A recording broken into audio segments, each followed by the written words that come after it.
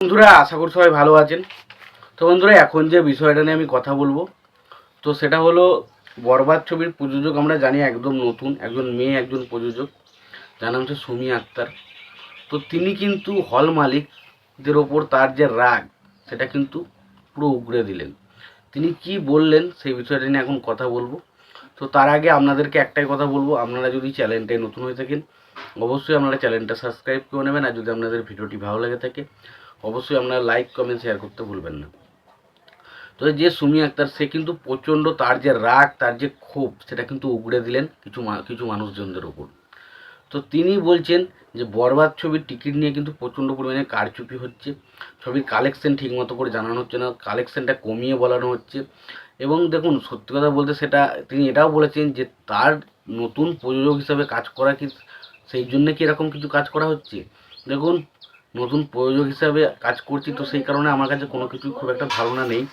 তবে আমাকে যে বলা হচ্ছে টিকিট সোল্ড আউট হয়েছে, 450টা টিকিট মানে সিট রয়েছে এবং 450টা টিকিট সোল্ড আউট হয়েছে।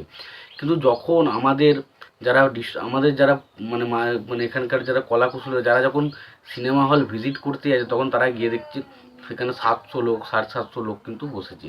তো সেই 200-250 লোকের মানে টিকিটের কোথায় কী মূল্য, কোথায় গেল সেই জিনিসটা।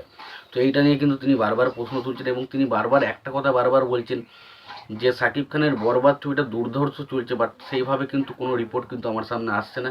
আমাকে কিন্তু কিছু রিপোর্ট কমিয়ে বলা হচ্ছে এবং সেটা আমি প্রযোজক হিসেবে প্রথম বলে কিনা বা আমার কাছে এই যে বিষয়টা তিনি কিন্তু খোলসা করেছেন। এবং সত্যি কথা বলতে তার যে রাগ, তার যে ক্ষোভ, সেটা কিন্তু পরিষ্কারভাবে তিনি উগড়ে দিয়েছেন এবং তিনি পরিষ্কার করে একটা কথাই বলতে চেয়েছেন যে হল মালিকরা কিন্তু তাকে নিয়ে, তার ছবি নিয়ে কিন্তু এই কথাটা বলছে। এবং যেখানে তারা ঠিকমতো কত মানুষজন বা কত মানুষ সিনেমা হলে অ্যাকচুয়ালি দেখলো, সেটা নিয়ে কিন্তু পুরো একটা ডিটেলস যে আপডেট, সেটা কিন্তু তারা দিচ্ছে না। সঠিক আপডেট বা সঠিক তথ্য কিন্তু তাদের সাথে প্রেরণ করছে না।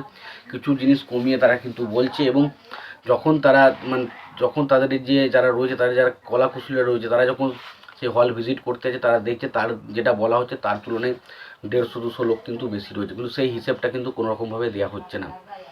তো এটাতেই তিনি ক্ষিপ্ত এবং তিনি আরও বলেছেন এই নোংরামিগুলো এবার বন্ধ করতে হবে, সঠিক কথা বা সঠিক তথ্যটা আমাদের কাছে প্রেরণ করতে হবে।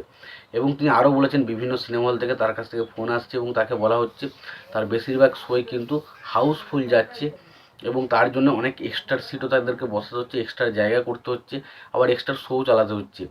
তো এতটা পরিমাণ শোটা হাউসফুল যাচ্ছে এবং প্রথম দিকে সকালের দিকে শোগুলো একটু কম হাউসফুল যাচ্ছে, বাট তারপর থেকে কিন্তু শোগুলো হাউসফুল যাচ্ছে। তো এরকম কিন্তু আপডেট আসছে এবং তিনি কিন্তু পুরো তার যে বিষয়টা বা তিনি যে এটা বলতে চাইছেন যে সেটা হলো যে অ্যাকচুয়ালি তার যে সিনেমার যে ডেটার আপডেট, ক টাকার কি টিকিট সোল্ড আউট হলো, সেই ডেটাটা কিন্তু পুরোপুরি তার সামনে সঠিক তথ্যটা কিন্তু আসছে না। এটা কিন্তু তিনি একদম পুরো রাগ বা ক্ষোভের মাধ্যমে কিন্তু প্রকাশ করে দিন।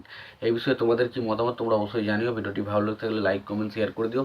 চ্যানেলটা নতুন হয়ে থাকলে অবশ্যই তোমরা চ্যানেলটা সাবস্ক্রাইব করে নিয়ে পাশে বেল আইকনটা অবশ্যই প্রেস করে দিও। ভালো থাকো, সুস্থ থাকো, দেখা হচ্ছে পরে।